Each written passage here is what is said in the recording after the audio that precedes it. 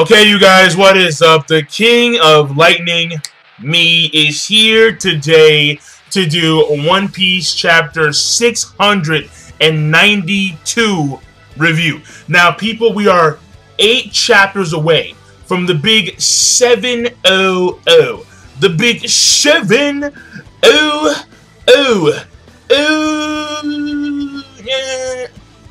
Okay, alright, enough of that shit. Now, before I get started with the actual chapter, a lot. When I say, again, a lot of One Piece Film Z shit at the beginning of the chapter. The thing here is that I kind of noticed that according to the previews and according to the pictures, apparently this girl who touched Nami and did like some weird thing to her, apparently she like regressed Nami's age on some like jewelry bony shit. So it's like very, I don't know.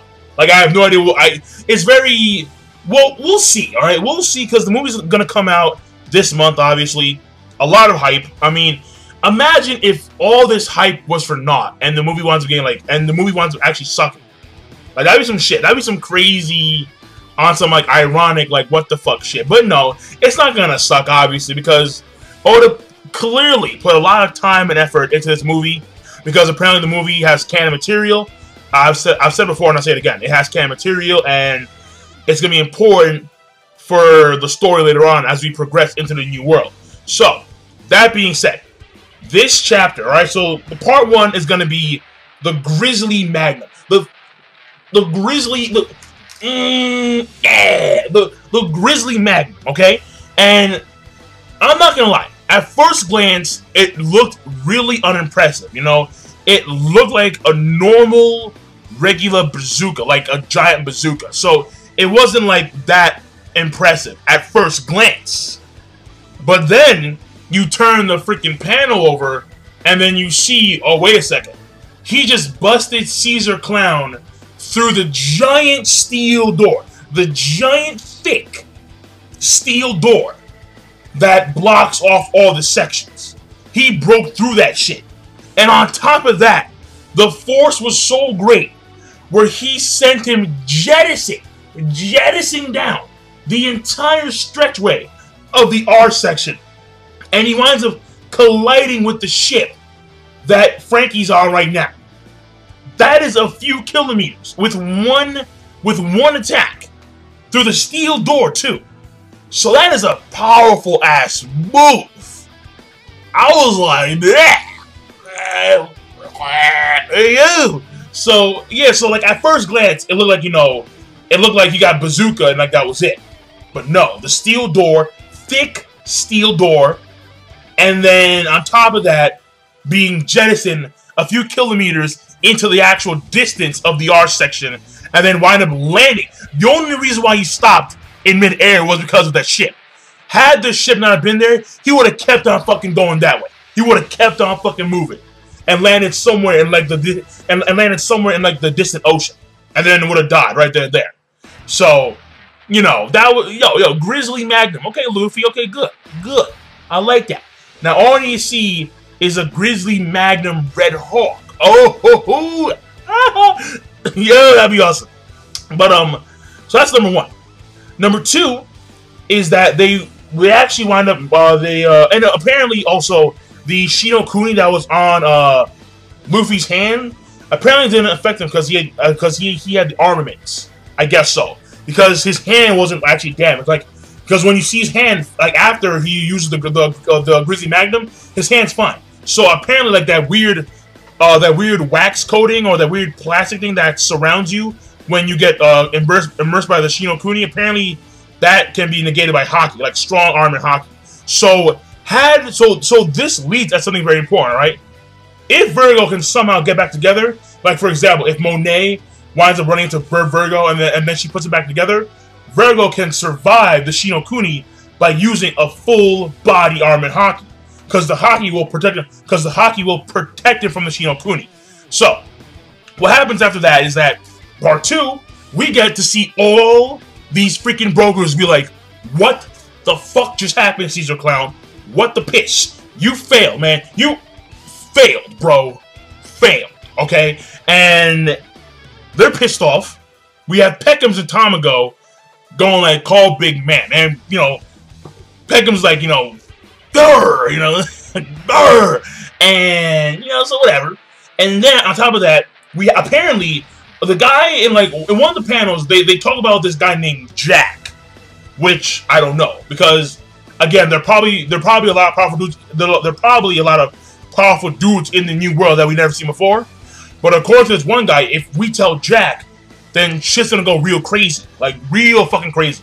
But aside from that, you know, not really like a big monumental deal when it came to the rest of the brokers. I mean, one guy was saying something how, like, you know, Joker is not gonna sit by and let the shit go down.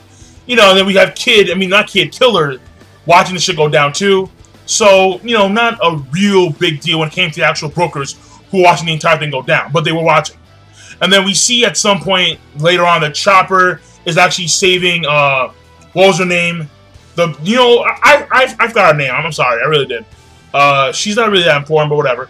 And then at some point, Brooke is actually carrying Kinemon, and Kinemon is completely covered by that weird Shinokuni wax poison.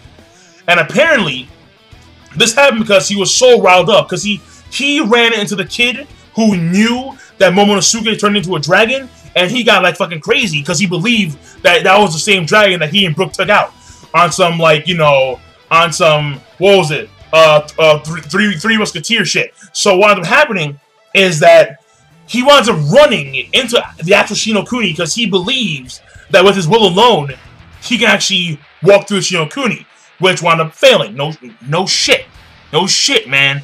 You can cut explosions, you can cut all types of fire, which is awesome. That is fucking crazy shit. In fact, that can be OP as fuck. But you're a dumbass. You're a dumbass, sir. Alright? Either you're a dumbass or you're super headstrong. So, man. And what I will say is that Chopper is gonna save him at some point, which may lead to Chopper saving the other people that were killed, that were quote unquote killed by the Shinokuni. And if Chopper does in fact save the other people that were supposedly killed by the Shinokuni, then I would not like that at all. No. Because One Piece has this issue where they don't kill fuckers. And it's like, like the only 3 guys that we know that guaranteed died were like Ace, Whitebeard, and Orange Jr. And it's kind of like, I mean, look at Pell, you know, took a nuke. Nigga was fine. I mean, that is the one thing I just really wish that Oda would actually promote more in the series. Death. You put characters in situations where they should die, and when they don't die, it's really fucking bothersome. And in this case, with the Shinokuni, if these guys were completely covered in freaking like this weird poison gas for like a fairly long time, then they should be dead. They should be fucking dead, with no exceptions. I mean, granted, Kinemon is probably gonna live because I'm gonna hope because he was only covered by for a short amount of time, for like a very short amount of time, and thus he's still alive. But the other people, the other father Marines and the father's henchmen of Caesar Clown, they should be dead. They should be dead. End the fucking story. No exceptions. No fucking exceptions. So what happens here is after that we see a scene of Usopp. So Usopp actually has we see his new El Kabuto, which is like his freaking, you know, his slingshot, on some Super Mario shit. Like on some Super Mario shit. Like it's like those weird snapping flowers at the end of his actual string. So I don't know, but it's kind of cool. It's kind of cool. And then at some point we actually saw that's number 2. That whole entire thing was number 2. Number 3 is when we actually see Nami and the rest of them. Nami and like the rest of the kids, they meet up with Luffy. At the same time, we have Smoker and Law come in there, and they converge with the rest of that group. And then they're like, and then Law's like, "Where's the clown?" And he's like, "Yeah, man, I fucking whooped his ass. He's all the way down there, man."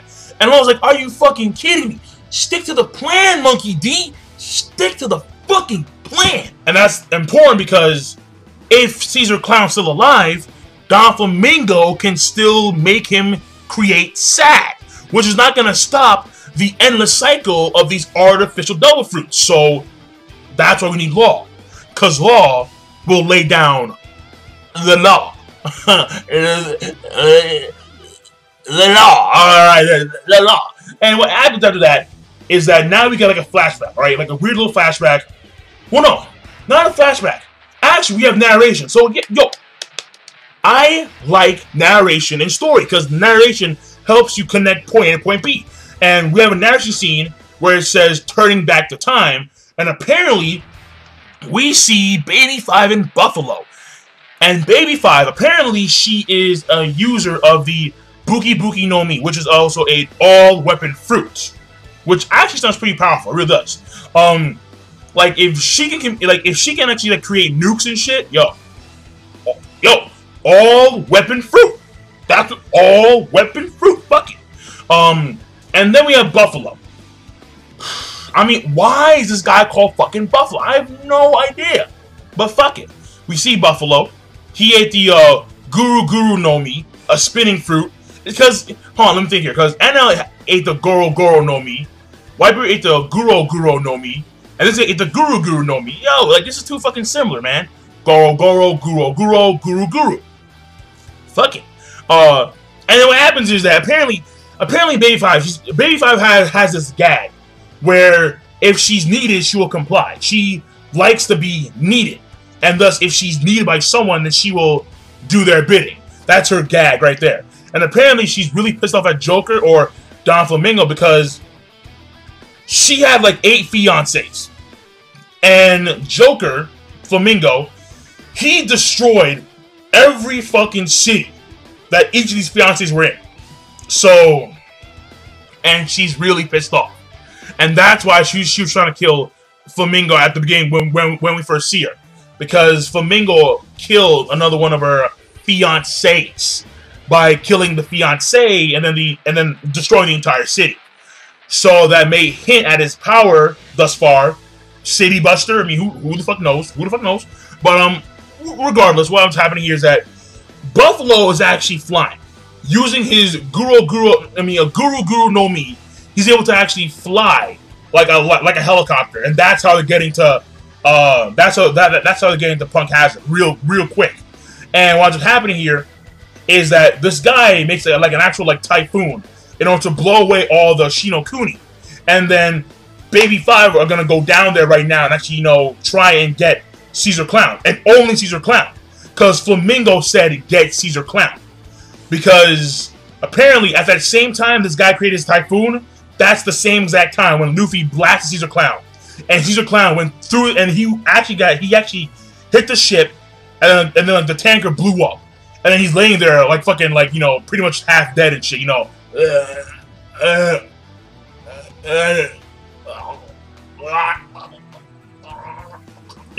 dead and shit. So, and what happens is that she radios in Don Flamingo. It's like Caesar Clown. He's here, got his ass kicked, and he's like, oh, fucking rookies. Yeah, he actually says fucking rookies. And he's like, go get Caesar Clown. And then Baby 5, she asks Buffalo, why not Virgo or Monet?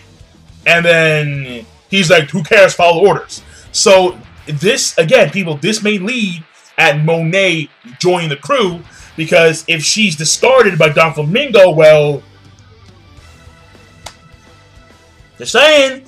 And then they go onto the ship, but they wind up running into who? Bam, Franky Shogun. Yeah. And then he's like, let's go. And there's the end of the chapter. So the chapter overall, the rating is gonna be, I'm gonna give it good. I'm gonna give it good because I'm debating between okay and good, somewhere around there. Because the Grizzly Magnum I like a lot. Baby 5, Buffalo, their character introduction to the actual story, good. We have, of course, Law and the rest of them. They meet up, which is good finally, because it's been like forever since they met up and shit. Took a while though. But Chopper saving people, I'm not down with that shit. I'm really not. Oh God, please God, no. Please God, Chopper, no, don't do it. But yeah, that was it. So the pacing was good. The pacing was fine. The art style was good. The usual One Piece art style, pretty damn good. Though, like I said before, the way it was drawn at first, the Grizzly Magnum didn't look at it. The Grizzly Magnum did not look so impressive at first because of the way it was drawn. But then after a while, it looked pretty damn cool because you see the after impact where he goes through the steel and then he goes jettisoning a few kilometers into the distance. So you know that was good. But yeah, I'm done. So King Lightning, be sure to of course rate, comment, and subscribe as always. And I'm signing out. Peace. Have a nice day.